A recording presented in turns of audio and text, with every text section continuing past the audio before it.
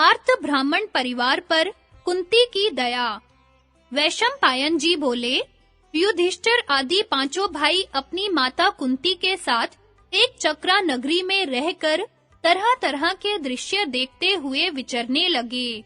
वे भिक्षावृत्ति से अपना जीवन निर्वाह करते थे। नगरवासी उनके गुणों से मुग्ध होकर उनसे बड़ा प्रेम करने लगे। वे सायंकाल होने पर दिन भर की भिक्षा लाकर माता के सामने रख देते। माता की अनुमति से आधा भीमसेन खाते और आधे में सब लोग। इस प्रकार बहुत दिन बीत गए। एक दिन और सब लोग तो भिक्षा के लिए चले गए थे, परंतु किसी कारणवश भीमसेन माता के पास ही रह गए थे। उसी दिन ब्राह्मण के घर में करुण क्रंदन होने लगा। वे लोग बीच-बीच में विलाप करते और रोते जाते। यह सब सुनकर कुंती का सौहार्द्रपूर्ण हृदय दया से द्रवित हो गया। उन्होंने भीमसेन से कहा, बेटा, हम लोग ब्राह्मण के घर में रहते हैं और ये हमारा बहुत सत्कार करते हैं। मैं प्राय यह सोचा करती हूँ कि इस ब्राह्मण का कुछ ना कुछ उपकार करना चाहिए। कृतज्ञता ही मनुष्य का जीवन है। जितना कोई अपना उपकार करे, उससे बढ़कर उसका करना चाहिए। अवश्य ही इस ब्राह्मण पर कोई विपत्ति आ पड़ी है। यदि हम इसकी कुछ सहायता कर सकें, तो वो ऋण हो जाएं। भीमसेन ने कहा, माँ, तुम ब्राह्मण के दुख और दुख के कारण का पता लगा लाओ। मैं उनके लिए कठिन से कठिन काम भी करूंगा। कुंती जल्दी से ब्राह्मण के घर में गई, मानो गाय अपने बंधे बछड़े के पास दौड़ी गई हो। उन्होंने देखा कि ब्राह्मण अपनी पत्नी और पुत्र के साथ मुंह लटकाकर बैठा है और कह रहा है, धिक्कार है मेरे इस जीवन को, क्योंकि यह सारहीन, व्यर्थ, दुखी और पराधीन है। जीव अकेला ही धर्म, अर्थ और काम का भोग करना चाहता है। इनका वियोग होना ही उसके लिए महान दुख है। अवश्य ही मोक्ष सुख स्वरूप है, परंतु मेरे लिए उसकी कोई संभावना नहीं है। इस आपत्ति से छूटने का न तो कोई उपाय दिखता है और न मैं अपनी पत्नी और पुत्र के साथ भाग ही सकता हूँ। तुम मेरी जितेंद्रिय एवं धर्मात्मा सहचरी हो। देवताओं ने तुम्हें मेरी सखी और सहारा बना दिया है। मैंने मंत्र पढ़कर तुमसे विवाह किया है। तुम कुलीन, शीलवती और बच्चों की माँ हो। तुम सती साध्वी और मेरी हितैषिणी हो। राक्षस से अपने जीवन की रक्षा के लिए मैं तुम्हें उसके पास नहीं भेज सकता। पति की बात सुनकर ब्राह्मणी ने कहा, स्वामिन, आप साधारण मनुष्य के समान शोक क्यों कर रहे हैं? एक ना एक दिन सभी मनुष्यों को मरना ही पड़ता है। फिर इस अवश्यम भावी बात के लिए शोक क्यों किया जाए? पत्नी, पुत्र अथवा पुत्री सब अपने ही लिए होते हैं। आप विवेक के बल से चिंता छोड़िए। मैं स्वयं उसके पास जाऊंगी। पत्नी के लिए सबसे बढ़कर यही सनातन कर्तव्य है कि वह अपने प्राणों को निछावर करके पति की भलाई करे। मेरे इस काम से आप सुखी होंगे और मुझे भी परलोक में सुख तथा इस लोक में यश मिलेगा। मैं आपके धर्म और लाभ की बात कहती हूँ। जिस उद्देश्य से विवाह किया जाता है, वह अब पूरा हो चुका। आपके मेरे गर्भ से एक पुत्र और एक पुत्री है। आप इन बच्चों का जैसा पालन पोषण कर सकते हैं, वैसा मैं नहीं कर सकती। यदि आप नहीं रहेंगे, तो मेरे प्राणेश्वर, मेरे जीवन सर्वस्व मैं कैसे रहूंगी और इन बच्चों की क्या दशा होगी? यदि मैं अनाथ और विधवा होकर जीवित भी रहूं, तो इन बच्चों को कैसे रखूंगी? जब घमंडी और अयोग्य पुरुष इस लड़की को मांगने लगेंगे, तब मैं इसकी रक्षा कैसे कर पाऊंगी?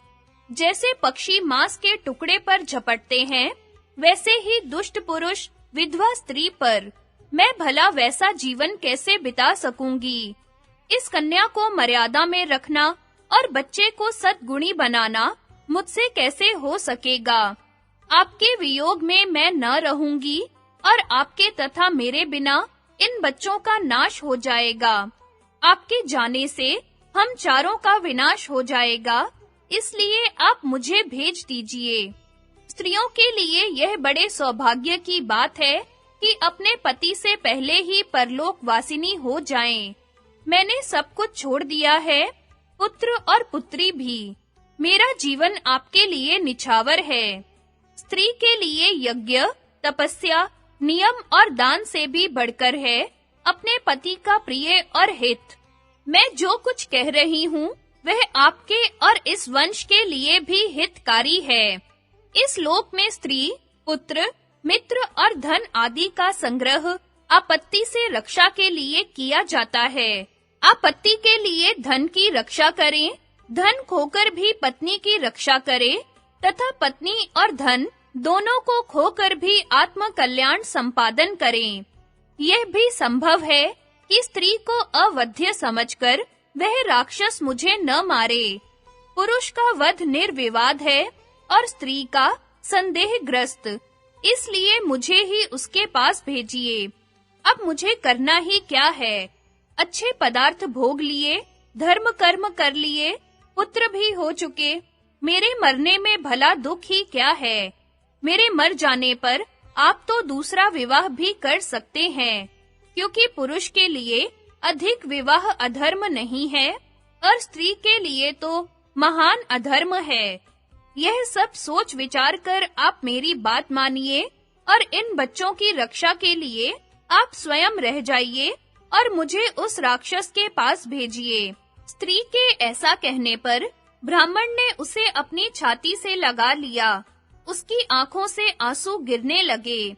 माँ बाप की दुख भरी बात सुनकर कन्या बोली, आप दोनों दुखार्त होकर क्यों अनाथ के समान रो रहे हैं? देखिए, धर्म के अनुसार आप दोनों मुझे एक ना एक दिन छोड़ देंगे, इसलिए आज ही मुझे छोड़कर अपनी रक्षा क्यों नहीं कर लेते? लोग संतान इसलिए चाहते हैं कि वह हमें दुख से बचाए। इस अवसर पर आप लोग मेरा सदुपयोग क्यों नहीं कर लेते? आपके परलोकवासी हो जाने पर मेरा यह प्यारा-प्यारा छोटा भाई नहीं बचेगा।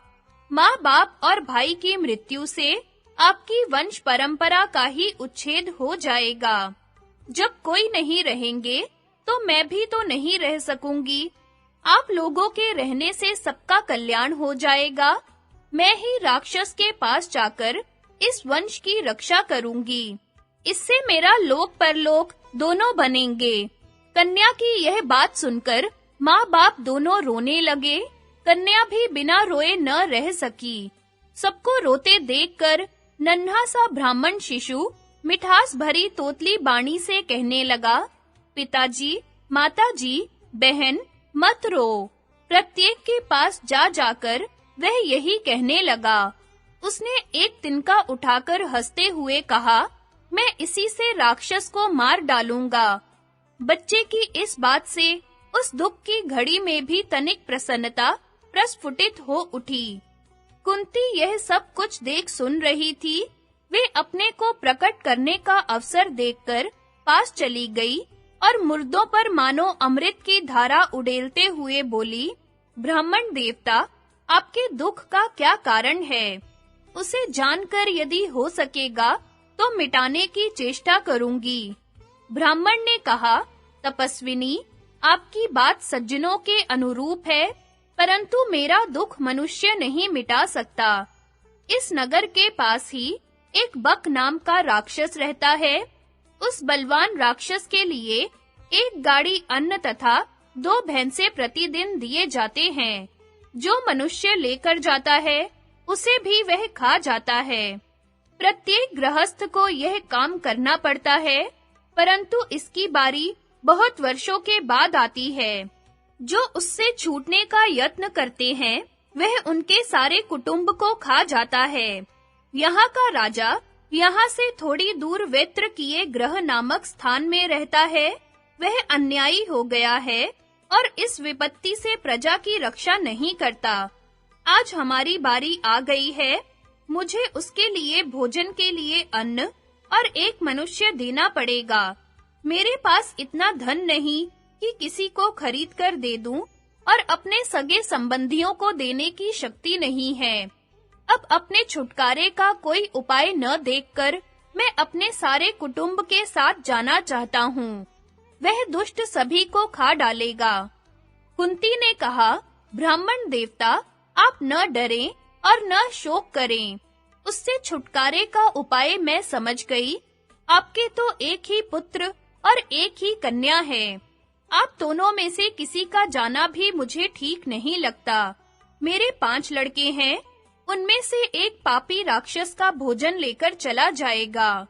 ब्राह्मण ने कहा, हरे हरे, मैं अपने जीवन के लिए अतिथि की हत्या नहीं कर सकता।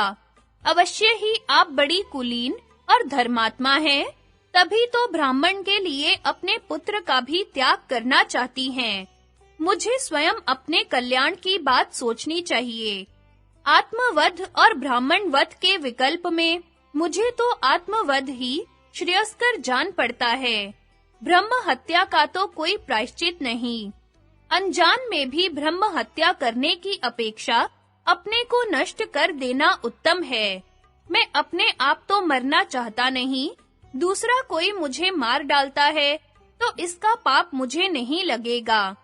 चाहे कोई भी हो, जो अपने घर आया, शरण में आया, जिसने रक्षा की, याचना की, उसे मरवा डालना बड़ी नृशंसता है। आपत्ति काल में भी निंदित और क्रूर कर्म नहीं करना चाहिए। मैं स्वयं अपनी पत्नी के साथ मर जाऊं, यह श्रेष्ठ है, परंतु ब्राह्मण वध की बात तो मैं सोच भी नहीं सकता। कुंती ने कहा, ब्राह्मण, मेरा भी यह दृढ़ निश्चय है कि ब्राह्मण की रक्षा करनी चाहिए। मैं भी अपने पुत्र का अनिष्ट नहीं चाहती हूँ, परंतु बात यह है कि राक्षस मेरे बलवान, मंत्र सिद्ध और तेजस्वी पुत्र का अनिष्ट नहीं कर सकता। वह राक्षस को भोजन पहुंचाकर भी अपने को छुड़ा लेगा, ऐसा मेरा दृढ़ निश्चय है। अब तक न जाने कितने बलवान और विशालकाय राक्षस इसके हाथों मारे गए हैं। एक बात है, इसकी सूचना आप किसी को न दें, क्योंकि लोग यह विद्या जानने के लिए मेरे पुत्रों को तंग करेंगे। कुंती की बात से ब्राह्मण परिवार को बड़ी प्रसन्नता हुई। कुंती ने ब्राह्मण के साथ जाकर भीमसेन से कहा कि तुम यह काम कर दो। भीमसेन ने बड़ी प्रसन्नता के साथ माता की बात स्वीकार कर ली। जिस समय भीमसेन ने वह काम करने की प्रतिज्ञा की, उसी समय युधिष्ठिर आदि भिक्षा लेकर लौटे। युधिष्ठिर ने भीमसेन के आकार से ही सब कुछ समझ लिया। उन्होंने एकांत में बैठकर अपनी माता से पूछा, माँ, भीमसेन क्या करना चाहते हैं? यह उनकी स्वतंत्र इच्छा है या आपकी आज्ञा? कुंती बोली, मेरी आज्ञा। युधिष्ठिर ने कहा, माँ, आपने दूसरों के लिए अपने पुत्र को संकट में डालकर बड़े साहस का काम किया है। कुंती ने कहा, बेटा, भीमसेन की चिंता मत करो। मैंने विचार की कमी से ऐसा नहीं किया है। हम लोग यहाँ इस ब्राह्मण के घर में आराम से रहते हैं। उससे ऋण होने का यही उपाय है। मनुष्य जीवन की सफलता इसी में है कि वह कभी उपकारी के उपकार को न भूले, उसके उपकार से भी बढ़कर उसका उपकार कर दे। भीमसेन पर मेरा विश्वास है। पैदा होते ही वह मेरी गोद से गिरा था। उसके शरीर से टकराकर चट्टान चूर-चूर हो गई। मेरा निश्चय विशुद्ध धार्मिक है। इससे प्रत्युपकार तो होगा ही, धर्म भी होगा। युधिष्ठिर बोले, माता, आपने जो कुछ समझ बूझकर किया है, वह सब उचित है। अवश्य ही भीमसेन राक्षस को मार डालेंगे, क्योंकि आपके हृदय में ब्राह्मण की रक्षा के लिए विशुद्ध धर्म भाव है। किंतु ब्राह्मण से यह अवश्य कह देना चाहिए कि नगरवासियों को यह बात मालूम न होने पावे।